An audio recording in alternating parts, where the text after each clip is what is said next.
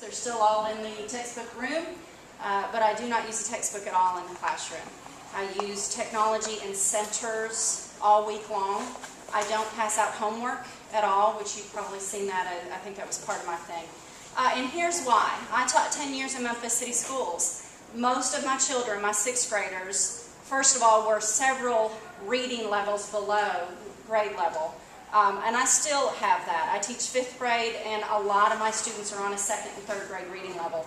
If I hand them my 5th grade textbook, they're going to shut me out automatically. It's just a stumbling block to them. Now, do I teach reading skills? Absolutely, but not out of a textbook. And then what I found in Memphis City Schools is most of my children, I was inner city Memphis, most of my children were going home. They didn't have time for homework. Most of them were the mom and dad at the house, and they were going home and fixing dinner and taking care of their baby brother and their baby sister. And so I had to find a solution for teaching in the 7 hours that I had. So that's where my whole philosophy came from, were all those years. Something's working. I've had the highest test scores in Mississippi for 3 years now. So there's something behind what I'm doing. That's all I can tell you. And I believe it's because that stumbling block of the textbook's gone. I do centers all week long, and I'm going to that's the main thing that I'm going to show you today is how I use centers in my classroom, because I think you're going to get a huge chunk of technology thrown at you, which is fabulous. That's what you're here for. But then it's like, okay, well, how do I use that in my classroom now? How many of you are actual classroom teachers? How many of you are elementary and high school? Middle school. And do you have more than one computer in your classroom? Do you have computers? I just use my last projector. Okay. And do you have at least a laptop access? Yes. Okay. Because my fear is I don't want you to come through this program and go, well, I don't know how to use it if I only have one computer in the classroom. I have 2 in my classroom, and I have a fabulous school. I'm very fortunate. I have an interactive whiteboard, large whiteboard that the students use, and then I've got 1 student computer. But if you've got 25 to 30 in a classroom, how do you take one little laptop and make it where they all can use it, or they're getting something out of it? So I've created centers all week long. That way the kids rotate through the whiteboard. That every single child in my classroom touches the whiteboard at least once a week. Touches it for 20 minutes on their own, they're interacting. Every single kid in my room works at a computer with 3 other kids as a team on their own at a computer, whether it's Gamquarium or watching a video off the WatchNote. The only way I can do that if I've only got 2 computers total in my room is to do it through centers. So you got to figure out a way to use centers. The high school, middle school level, I've done several CEU classes for them. I have a high school student myself, and he would much rather work in a center than listen to a lecture. So that's what we're trying to get away from, is that lecture format, and how can you teach where they're engaged at all times. I have a couple pictures on here. These are my kids working in centers. I play a lot of games with them in centers, a lot of drilling vocabulary for them. That's how I get around the reading. They still need to know vocabulary words. Have to. They're going to run across it on that state test. If they don't know what hibernation is, the whole question's out the window. So you have to be able to teach all that. And I do it through centers that we're going to actually address in just a few minutes. So these are pictures of kids working in the centers. One center is always experiments, because I'm a science teacher. Now, if you're not a science teacher and you're an English teacher, then you're not going to have experiments in there, but you can do creative writing, you can do story reading, and then a center for the whiteboard and a center for the computers. This was back when I had 2 computers, which is great, but something always happens, one of them breaks, and what do you do then? So now I'm down to 1. And that's them working on their computers. Now, go to my other program.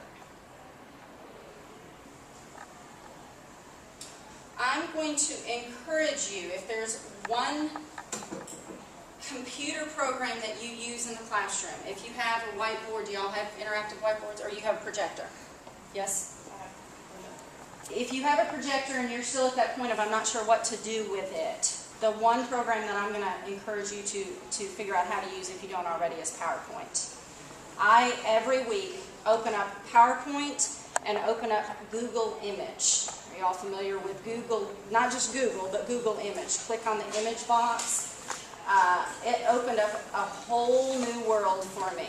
Because I used to, when I was looking for pictures, would just go to Google and you're looking at a whole web page when I really just want the picture of the animal.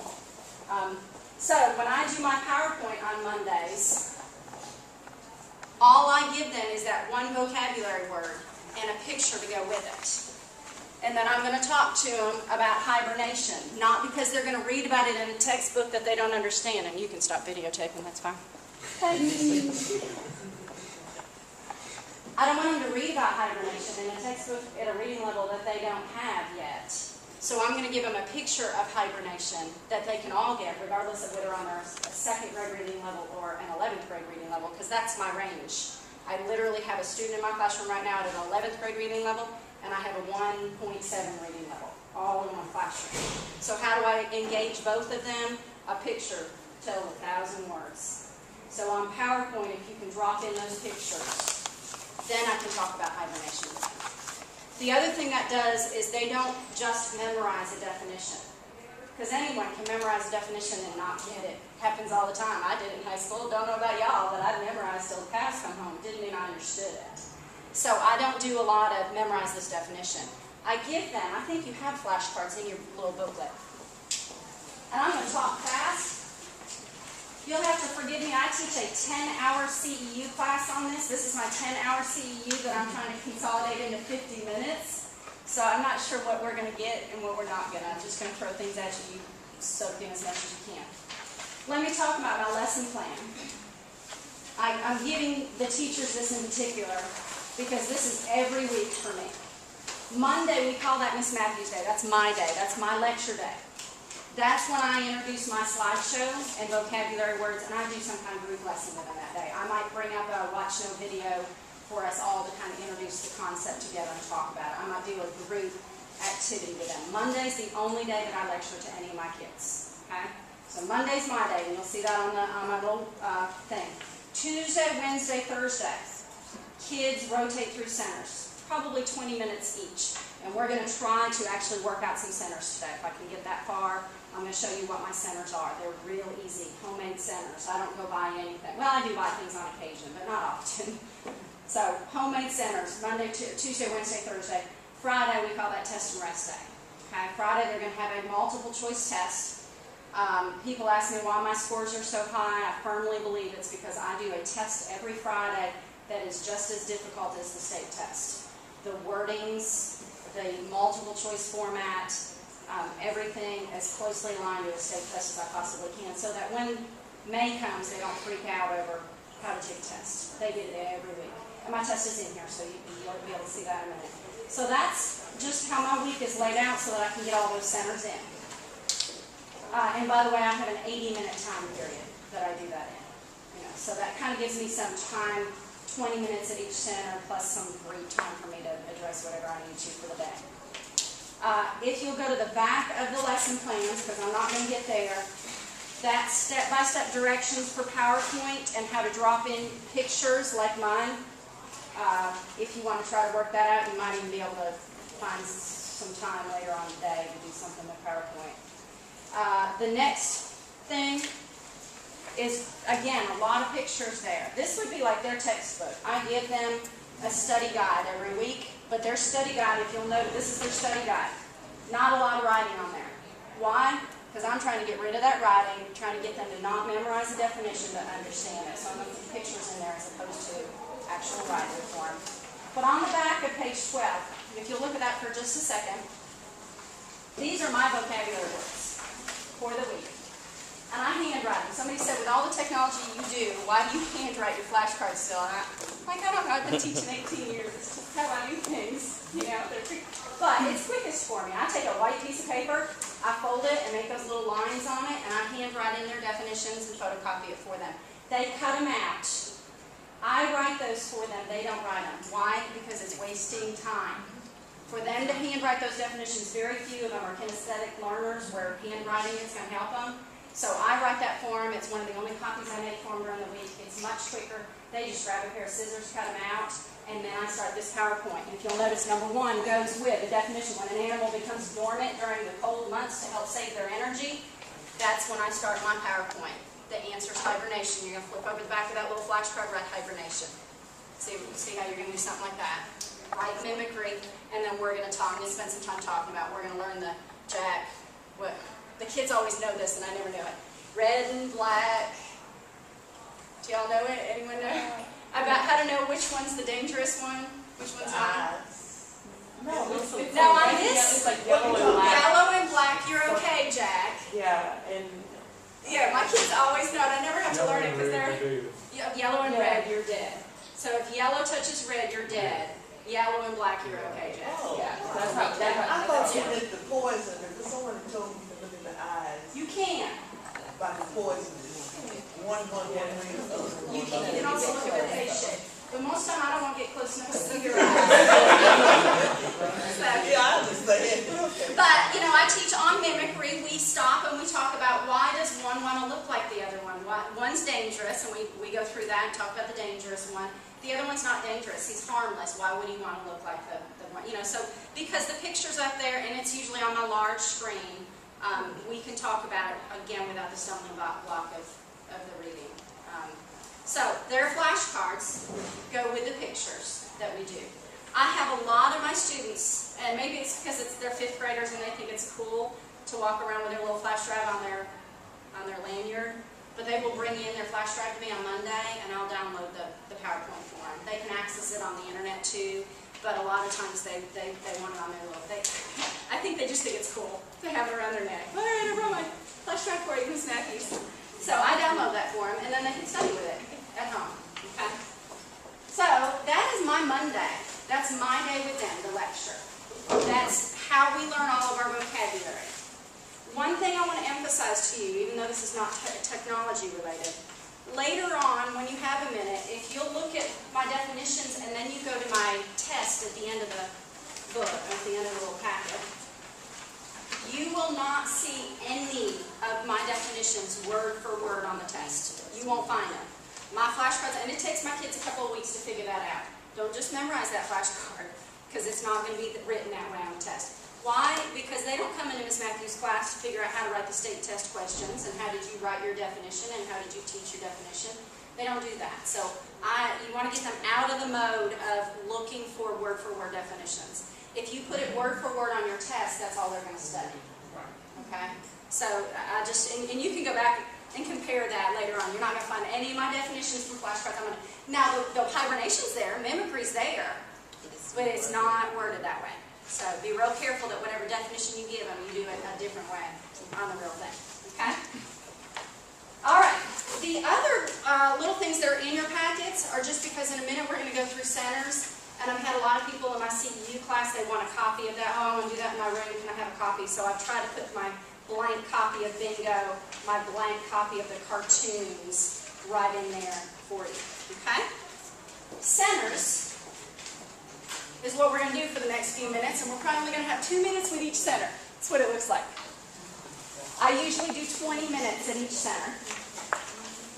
If I can have you break up into groups of 2 or 3, where you're close enough to be able to talk, 2 to 3.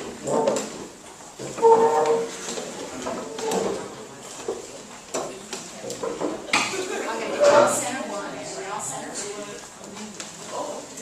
You guys will take center 2. Y'all will take center 3.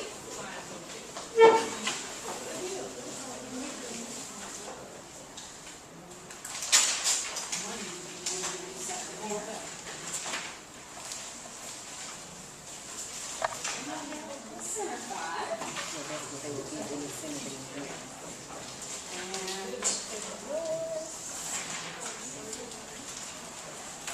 All right. Everything's good. Good to go. Thank you. All right. Let me briefly tell you how I run my centers, and then I'm going to just kind of let you dig into these. Now, I don't have any technology centers for you right now. I've done that on purpose because you're going to get technology thrown at you all day long. So understand, I've given you centers. You can't have 6 centers of technology unless you have, a really nice setup in your classroom. So understand that even though I have 6 centers here, 2 of them would probably be technology related. Whether it's watching a video, working on the whiteboard. A lot of times I'll take my flip camera if you're going to do some of the flip camera stuff, and they'll actually have to create a little video based on, something we studied that week. So those are not included here. These are just cheap other things that you can incorporate in your classroom regardless of whether it's science, math, English. You should be able to take whatever you're doing and go, okay, I can do that in my classroom using such and such. Most of them are still picture related. For example, the concentration game. Do you remember playing concentration when you were little? You flip the cards over, you try to remember, match the word and the definition. These pictures are the exact same pictures that I put on my PowerPoint. So you're going to have mimicry on a white card, and you're going to have the picture on the orange card, and everything goes back to those pictures from Monday's PowerPoint. Sometimes I'll put a different picture in, like I might not want the snake picture for mimicry. I might do the monarch butterfly, I might do a different type of animal, and they just have to be able to associate that. But if you'll notice, a lot of them are picture-oriented using those same pictures. Now, what I did to get those pictures, again, Google image. All I do is find the picture I want, copy it, paste it into a Word document. I put them all in a Word document, and then I cut them out and glue them on index cards. Cheap.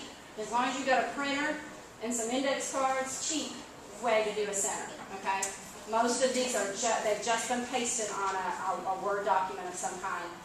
And what I do, the easiest way I do it is when I make my PowerPoint, when I'm putting the picture there, I've got to copy it to put it on my PowerPoint, so I've also got a Word document open at the same time. I just paste them on both as I'm going through.